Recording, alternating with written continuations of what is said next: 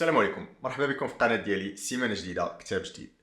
هذا الكتاب اللي غنشوفوا اليوم ديال الناس اللي باغيين يبدلوا حياتهم الى ما احسن ويبدلوا العادات السلبيه اللي عندهم الى عادات ايجابيه. غادي نكتشفوا جميعا واحد من احسن الكتوبه ديال الديفلوبمون بيرسونيل او التنميه البشريه اللي تباع منه اكثر من 25 مليون نسخه في العالم، واللي سميتو العادات السبع ديال الناس اللي كيحققوا كل ما كيديروا، ديال ستيفان كوفي. هذا الكتاب كنت قريته 5 سنين هادي ومازال لحد الان كنعاود نقراه مره باش نعاود النظر في العادات السلبيه اللي عندي ونرتب الاولويات ديالي.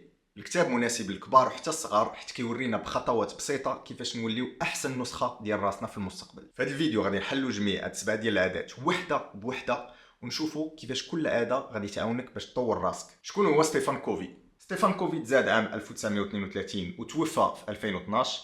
خبير في علم القياده او ليدرشيب، خاطب وعطى محاضرات على الصعيد العالمي. لي كونسيبت اللي هضر عليهم في هذا الكتاب خداو ليه سنين ديال البحث والتجارب في الليدرشيب والتنميه البشريه باش قدر يديفلوبيهم. قبل ما نكملوا الفيديو ونشوفوا شنو هما السبعه ديال العادات، ما تنساش دير ابوني لاشين ودير لايك للفيديو باش تبان اكثر للناس. وشكرا. نرجعوا للكتاب. هذا الكتاب عامر بالمعلومات اللي حاولت نبسطهم بطريقه بسيطه ونعطي مثال لكل عاده باش تحاول تفهمهم مزيان. وحل معايا ودنيك مزيان، حيت هاد 7 ديال العادات مهمين ويقدروا ياثروا على حياتك بطريقه ايجابيه. العاده الاولى ديال الكتاب هي لا برواكتيفيتي او الاستباقيه. الاستباقيه هي ما تسناش المشكل حتى يوقع، بل الا شميتي بلي القضيه حامضه تاخذ زمام الامور قبل ما يبان المشكل. يمكن لينا نلخصوا هذه الفكره بالسيطره على حياتك بدل ما تخلي حياتك تسيطر عليك. نقدروا نعطيو بزاف ديال الامثله ديال الاستباقيه. مثلا طالب اللي عنده امتحان في الاخر ديال العام، في بلاصه ما يتسنى حتى لاخر لحظه ويبدا يراجع الامتحان، تكون عنده استباقيه ويراجع على طول العام باش يتفادى المراجعه ديال الزربه. كنرجعوا ديما المبدا ديال تكون مسيطر على حياتك وما تخليش حياتك تسيطر عليك.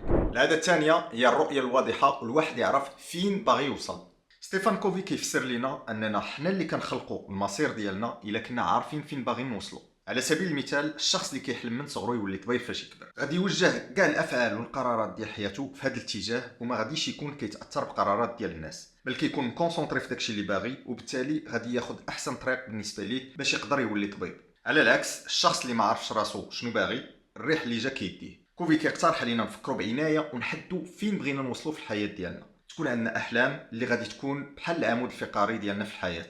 هاد الاحلام خاصها تجاوب على 3 ديال الاسئله: شنو باغي تكون، شنو باغي دير، وشنو المبادئ والقيم اللي بغيتي تركز عليها في الحياه ديالك.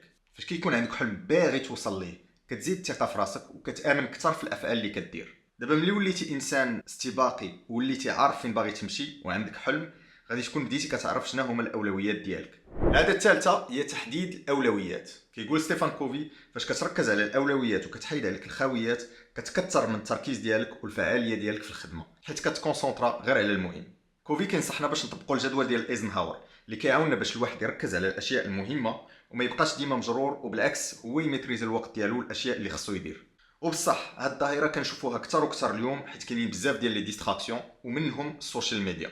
اول خانه في الجدول هي العاجل والمهم.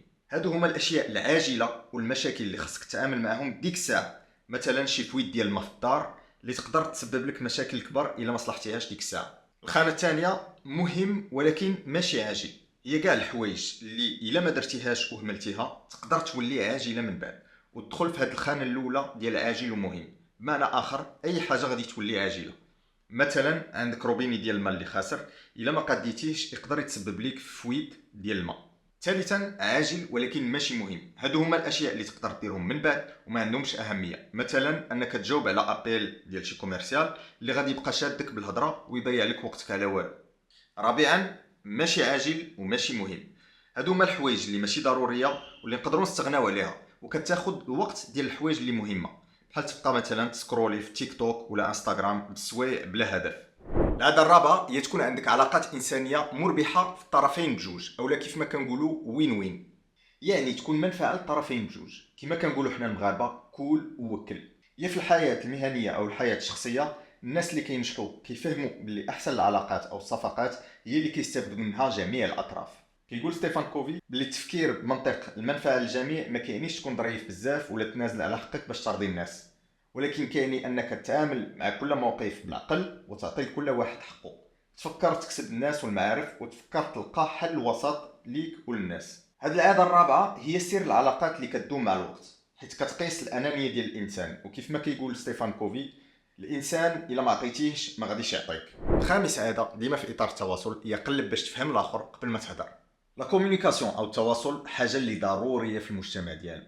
كندوزو سنوات باش نتعلمو نقراو نكتبو نهضرو، ولكن ما تعلمناش كيفاش نسمعو باش نفهمو ونتواصلو بطريقه فعاله. هادشي كيخلينا ملي كنهضرو مع شي واحد نسمعو غير باش نوجدو الجواب ديالنا، بلا ما نحاولو نفهمو اشنو المعنى ديال الهضره ديالو، وكنبداو نحلو ونحكمو على اشنو كيقولوا الناس الاخرين من خلال التجربه الشخصيه ديالنا.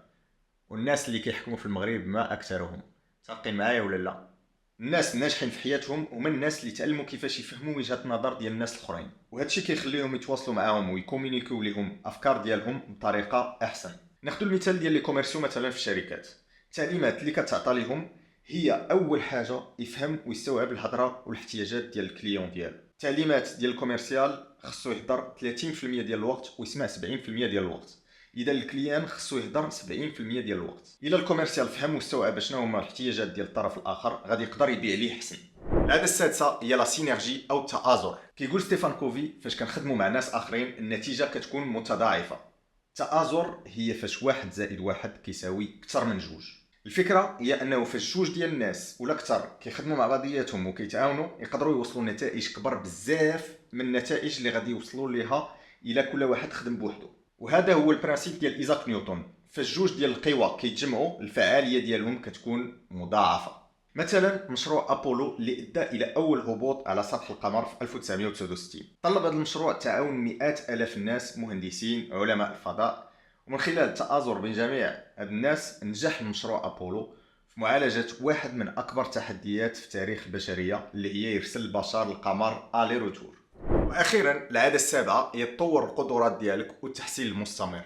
باش نتحسنوا بطريقه مستمره كينصحنا ستيفان كوفي في اعاده النظر في 4 ديال الجوانب على طول الحياه ديالنا، ونعتنيو بالجانب الصحي، العقلي، العاطفي والروحي.